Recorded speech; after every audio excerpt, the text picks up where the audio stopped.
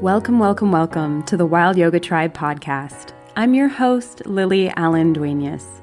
Together, we'll talk about the world of yoga and we'll talk to people from around the world. Before diving into the episode, I wanted to invite you to join me for online yoga classes.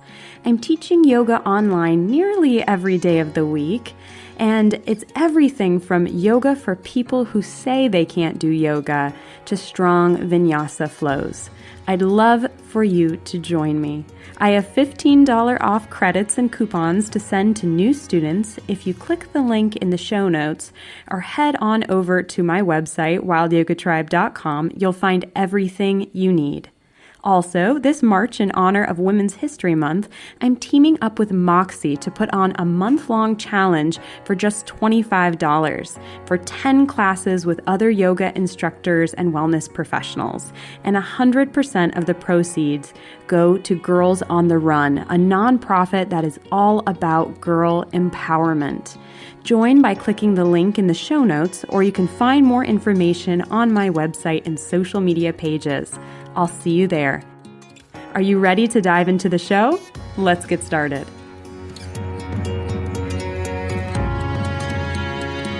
Welcome, welcome, welcome back to the Wild Yoga Tribe podcast. Today, I am so excited to welcome Nubia Teixeira onto the show today. She is a Brazilian-born yogini who has devoted herself to teaching many different aspects of yoga and dance for the past 30 years. She perceives yoga as a healing art, and her refinement and unique style overflows with sacred meaning and heartfelt inspiration. Nubia leads workshops and teacher trainings and retreats locally and all around the world. So I am so excited to welcome Nubia onto the show today. Thank you so much for being here. Thank you, Lily. Thank you so much. What an honor to be here with you. Thank you. So Nubia, could you share with our listeners how yoga first came into your life? I call yoga grace in my life. When I was 16, I was really into theater, and I thought that was going to be my path. And I began just noticing how the ability to express my feelings and my moods and all the energies and challenges that were going through me, moving through me, was so important. And I loved theater for that. And when I started practicing yoga, I realized that art and spirituality are completely intertwined. And I used the means of yoga, the practices of yoga, as a way to converse and commune with the divine and see the unseen and feel that there was a bigger force. I grew up Catholic, knowing about spirituality, knowing about that force, but I felt this shelter of yoga really gave me what I was here to do in this lifetime. When I was 17, I wanted to pursue the theater career anymore. I wanted to become a yoga teacher. Or at first wasn't even that. It was like I wanted to learn more about yoga. And it led me to a yoga school in São Paulo called Universidade de Yoga. It's a 4-year training. But after 1 year, you can start teaching. And that's what happened. Amazing. I love how eloquently you said that yoga is a way to converse and commune with the divine. How do you feel that your practices helps you directly converse and commune with the divine? I don't even know how not to live in practice. It's all yoga from waking up to going to sleep. But that morning moment of silence and connection with the spirit is really important for me. I need that transition between sleep, which is very spiritual. It's a journey. It's time to be practicing yoga as well. And it's just my time between me and spirit. God, goddesses, there's that space for hearing, invoking, open to my intuition, see what are my priorities of this day, and what are the commands for this day. So that time of silence, but it's not quiet because I don't do silent meditation. I don't hear silence. Even when I am silent, I'm always hearing the sounds and the voices. And so that moment of silence, meaning just not much activity in the house, I can attune to the activities and movements of my heart and my emotions. And I really pray to hear commands, and I spend some time listening to those.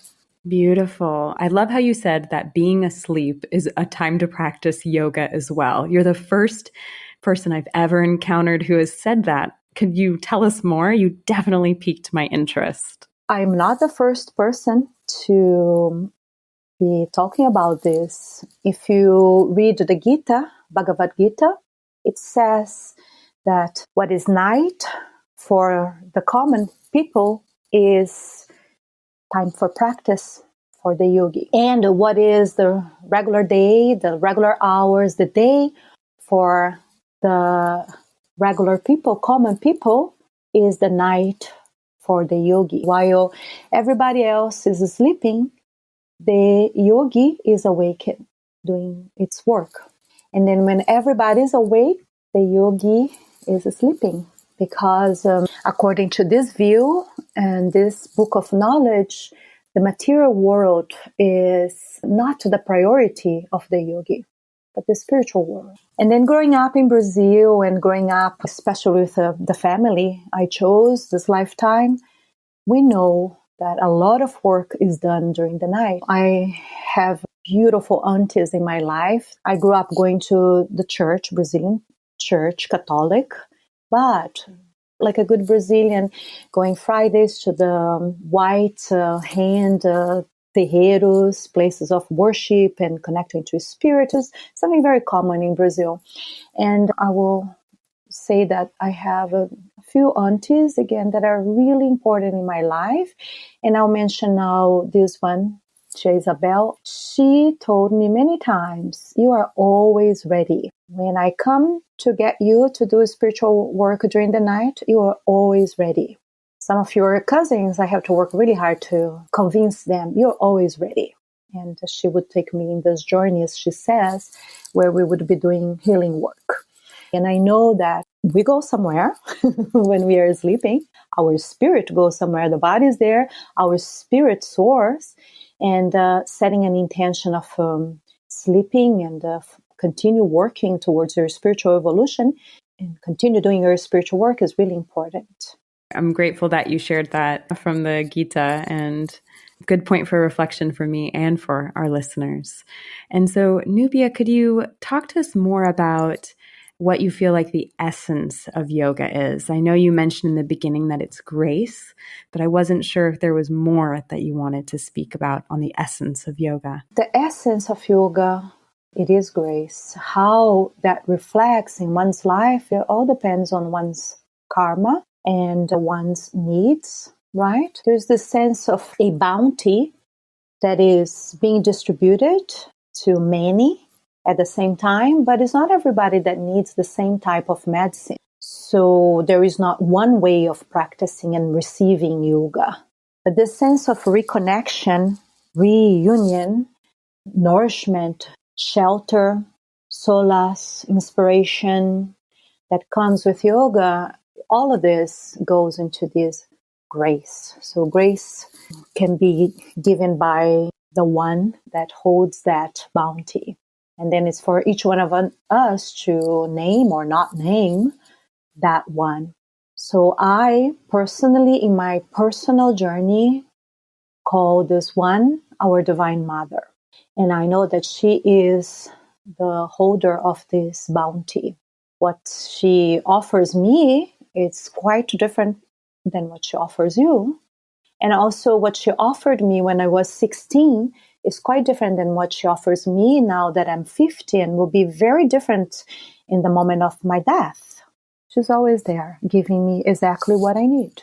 So to define yoga is really hard, but the essence, it's grace. And that grace is a push, that grace is a door that closes and allows you to stay put on your path.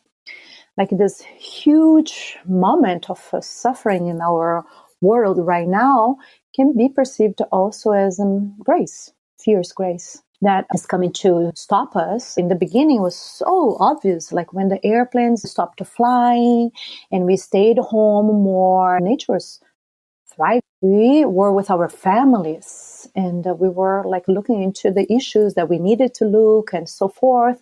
That type of grace. When I go to practice yogasana, there isn't a formula that it will always work for me. You always do the Surya Namaskar. No, I will not. Sometimes I just need to lay on the ground and do a yin pose for 10 minutes, hold a pose and wait for that grace to come in the form of softening my, softer tissues and the opening my body in a very deep and healing way. Sometimes, yes, today is a day for 10, 12 Surya Namaskar. Today is a day to cry. And tomorrow might be a day of doing a big back bend and opening my heart. And so it's not a formula. It cannot be defined, the practice itself, in one single way. I couldn't agree more. I think the practice of yoga is also learning about listening and responding to the needs of your being and body at that time. You can't just immediately say, oh no, I practice 1 hour of asana practice. It's always going to be a vinyasa flow every day. That's my tapas. That's my disciplines. I think really it comes from more being in alignment and attunement to what our body and our soul and our energy needs. It's that listening, that attunement, as I said, that I think really is a gift of progressing and journeying on the path of yoga. Thank you, Nubia, for walking us through more about how the practice can shift from day to day or from moment to be more in alignment for what you need.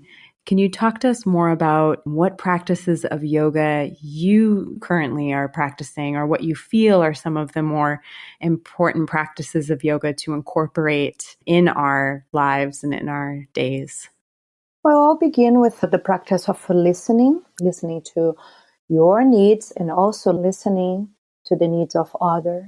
And then the practice of feeling your emotions, what is rising in your body, and then attuning to others as they go through their own emotions and motions as well. And then the practice of seeing what is, and also you can see with your eyes closed inside what are the areas in your physical body that are not receiving love, the areas in your life that are not being loved, and then look outside and see what are the people and the things in your life that are not being seen or being loved and receiving attention. So hearing, feeling, seeing, I think it's really important. So I have an incantation I teach my students. May I see what I need to see in order to do what I need to do. May I hear what I need to hear in order to say what I need to say. May I feel what I need to feel in order to heal what I need to heal. So these are my 3 main focuses in my own practice for my own self, so I can be better serving her will, the Divine Mother, and be more helpful to others and to myself. I am a Bhakta, so the devotee of the Divine Mother, so I will always refer to a higher source outside. That was incredibly beautiful. And I'm so grateful that you shared the incantation with us. I think that's something our listeners will hopefully be able to really feel those words, and then hopefully learn to incorporate them and use them as that incantation and invocation when they are seeking guidance. Because in these times of uncertainty, I think having mantras or a nice sankalpa or something that we can really carry with us, I think having that feels really vital right now, to have those little seeds planted to keep watering daily. I know it's an important part of my practice. So, Nubia, I'd love to learn about what challenges do you think that yoga has helped you to overcome? I don't know how I could live my life without yoga, period. And I started practicing so early that is so integrated, so much part of my life. And to this time, to this day, I have not yet, I will say, or I have not experienced any major loss that I can say I needed yoga at this time. I'll use the word use with appreciation. I use my yoga as a homeopathic medicine.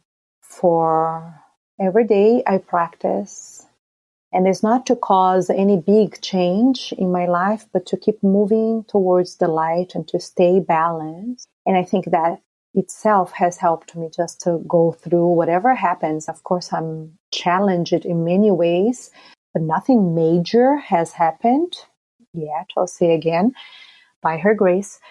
So far, yoga has been my prevention. I would say I started so early practicing yoga that I never smoked pot. I never drank alcohol in my life. I'm not saying that is good or bad. I'm just saying I didn't. And when I compare my life with my brothers and sisters, meaning my sisters from the same mother, my brothers from the same mother, they all, many really amazing Brazilians, drink as part of their daily life and do other things. I never needed to go there because I had, like I said it before, rescued by this grace of yoga. So I've been using yoga as a prevention.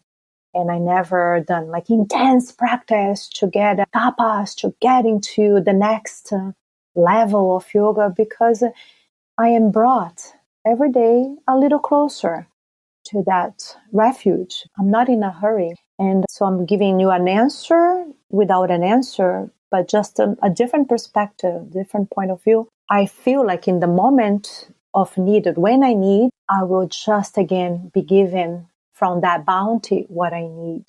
I feel like it's so special to hear from someone, from you, saying that yoga is your prevention method, your way of moving closer to the light, and how much light it has brought into your life.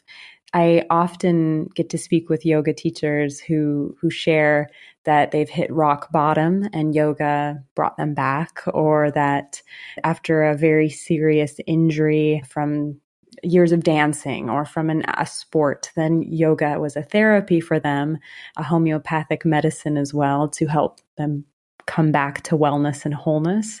So I feel like it's a very special treat for me to hear that there's been so much beauty and joy and light that yoga has brought you from day one as this preventative, as you said. So thank you for sharing that. I feel very grateful that you did. Like a water that you don't see them moving. A river is just following a path. So I feel that in this lifetime so far has been like this river that is following a path, but is deeply influencing the earth beneath, influencing the places and the plants that it touches on the way. I feel like I'm going along with this river, is touching the rocks and modifying the rocks, and vice versa. The rocks are modifying the river. The river keeps going without a hurry to get to its destination. So I feel like that so far. And because I did not approach yoga at first as an exercise, then I received the gift of having all these embodied shapes, but I don't do it for anatomical alignment. I do it for spiritual alignment. So I'm doing Hatha Yoga, I'm practicing Hatha Yoga, and it is to embody, but I'm not really doing to get into the next level of the pose, although I can do whatever I want pretty much with my body because I started doing so early. So it's again, the sense of the water that over time affects the rock, creates a hole. In Portuguese, we say pedra mole que fura, the water that drips year after year, decade after decade, and eventually creates this hole in the rock. So I feel it's more like that. And I don't have an urgency to do any more complicated poses as well because it doesn't serve my 50-year-old body anymore. So there is nothing wrong with the shapes and with the beauty I love shape. I love beauties. I follow the poetry of nature in my work, and I try to express that. But that is priority versus the superfluous. And so there are a lot of yoga teachers in Brazil as well that are carrying the torch in that way, making these beautiful offerings with a depth, with a connection to the source, with connection to something that is, I will just say, for lack of a better word, higher in that sense. Sometimes I like to say lower because it's also depth of the earth and her nourishing qualities that are very bountiful, very giving. Amazing. That's so amazing to hear. And Nubia, I'd love at this point of our journey together here on the podcast, if you could share a little bit about Brazil. Brazil is very spiritual, and there are all these many different confluences. There's a lot of light in Brazil, so much light, and there's a lot of darkness in Brazil, and that is very clear, like the violence and the passion, so big. And I personally love that dichotomy, I would say, or that paradox or reality of darkness and light that is lived in the daily life, and it's so palpable and evident. So I see that very clear, and I feel very comfortable with that two ways, two sides, because honoring both to me is really important. And I grew up in a very simple family, so there was not much time to be depressed. We had to work really hard. I started working when I was 12. I left my home when I was 16 to live by myself. So working is a great tool to not be, caught into the fabric of ego. You just don't have time to feel too deeply. I'm not saying that's good, but that's how I see that many Brazilians live in the realm that I grew up with. You just wake up really early, before the sun, way before the sun, you drink your little coffee, you go to work. And then you work all day, and then you come back. Just life is work, and there is something about that is very refreshing to me, to focus in the work. What is the work that needs to be done?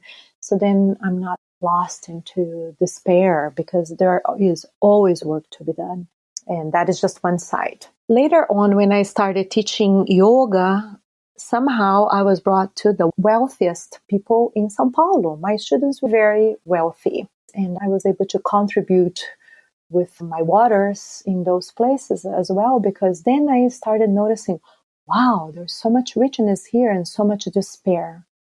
There is so much doubt. There's so much fear. There's so much need to have confirmation about your identity.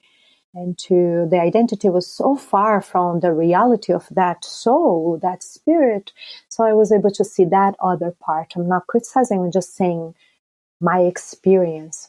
And then I was able to also see, it's another reality here in Brazil. There's this happening.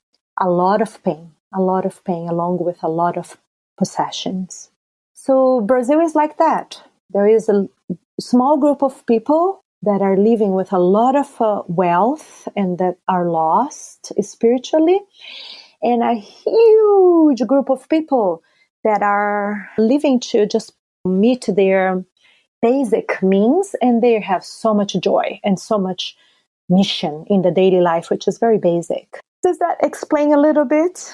Beautiful glimpse into Brazil, yes. The darkness, the light, and everything in between. I feel grateful you didn't just talk about the beaches or the animals, but instead went more into the heart of Brazil. So thank you for taking us there with you. And Nubia, I would love for you to share with our listeners what online offerings or retreats or things that you have, so that they can get in touch and know where to find you. Thank you so much for offering that. First of all, comment. You get my book, Yoga and the Art of Mudras. And then I have an audio CD that is available on iTunes. It's a pranayama I recorded in 2005. I was pregnant. And you can just access that on also Spotify. The name of the CD is May Our Breath Be Our Prayer. And my husband, Jayutal, a beautiful musician and Bhakta, he did all the music for my CD, and our friend Ben Langback was the engineer, and sometimes he would correct me, say world, because I couldn't say that word. It was so hard. So that's free access. And now I have, just for now, my Nubia Teixeira website is down, but I have nubiayoga.com, which is where I'm putting all my offerings, online offerings for now. And lastly, I would love for you to join me on Patreon. This is where I'm putting my love, my attention, and I have my devotional yoga school. It's called Bhakti Nova, like Bossa Nova, on Patreon. Every week on Monday, I release a Bhakti Nova yoga class. Thank you so much for sharing that, Nubia. And for all our listeners, I will link everything in the show notes wherever you are listening to podcasts. And it will also be all linked on my website, wildyogatribe.com. So you can head on over there and have everything you need to get in touch with Nubia as well. So thank you so much, Nubia, for the gift of your time today. It has been a true joy to be with you. Thank you. Thank you so much, Lily. I love the name of your podcast, Wild Yoga Tribe.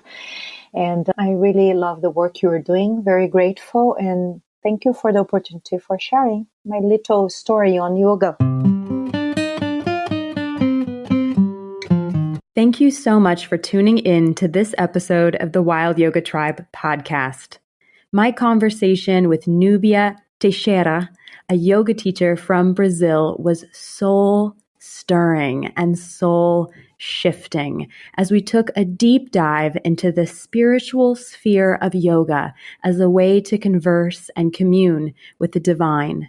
I hope that this conversation made something stir inside your own being and body as we talked about the essence of yoga being grace and the most vital elements of yoga being listening, feeling, and seeing. If you're looking to tune into a podcast episode that is all about the journey at the heart of yoga, then this is the conversation for you. Thank you for tuning in to the Wild Yoga Tribe podcast. Be well. Thank you for the gift of your attention today. If you feel called, please share this episode with someone who you think could benefit from it. Leaving a review would also be so appreciated. Also, I hope you can join me for yoga classes live streamed and on demand on Moxie, a new platform where I'm hosting classes. To take advantage of those $15 off coupons available for new students, the links are in the show notes as well as on my website, wildyogatribe.com. I'll see you on the mat. And as always, be well, dear one, be well.